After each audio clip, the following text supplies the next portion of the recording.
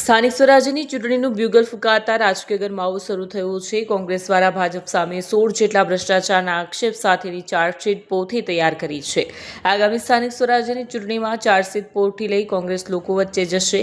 ભાજપ દ્વારા વિકાસના નામે અનેકવાર ભ્રષ્ટાચાર કર્યાના કોંગ્રેસ નેતા અને ધારાસભ્ય અનંત પટેલના આરોપ છે। માત્ર રોડ રસ્તાના નામે લોકોને ગેરમાર્ગે દોરી ભ્રષ્ટાચાર કર્યાનો આરોપ છે। આગામી દિવસોમાં કોંગ્રેસ ચૂંટણી ઢંઢેરો જાહેર કરશે। કોંગ્રેસ નેતા અને ધારાસભ્ય અનંત પટેલનું નિવેદન છે, 56,000 જેટલા બોગસ આદિવાસી પ્રમાણપત્ર બનાવવામાં આવ્યા હતા। રબારી, ચારણ અને ભરવાડ જન્મજાત આદિવાસી નથી, જેથી તેઓને આદિવાસી પ્રમાણપત્ર આપવા જોઈએ નહીં।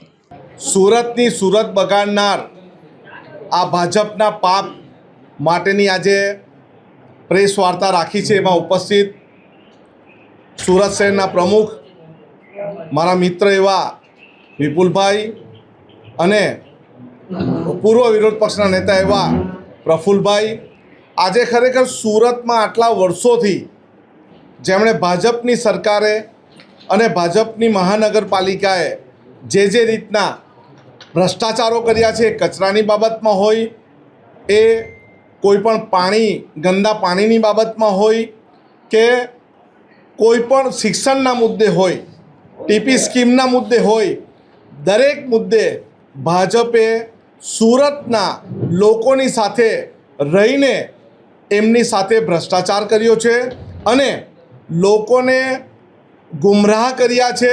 એ કચરાના મુદ્દે હોય, પાણીના મુદ્દે હોય કે શિક્ષણના મુદ્દે, કોઈ પણ મુદ્દે હોય।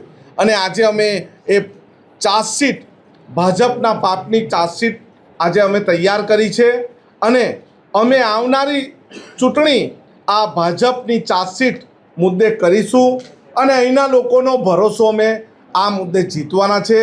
આવનારા સમયમાં મહાનગરપાલિકાની જે ચૂંટણી આવે એમાં અમે ફૂલ જુસ્સા અને જોશથી લોકો અને પ્રજા સમક્ષ જઈશું।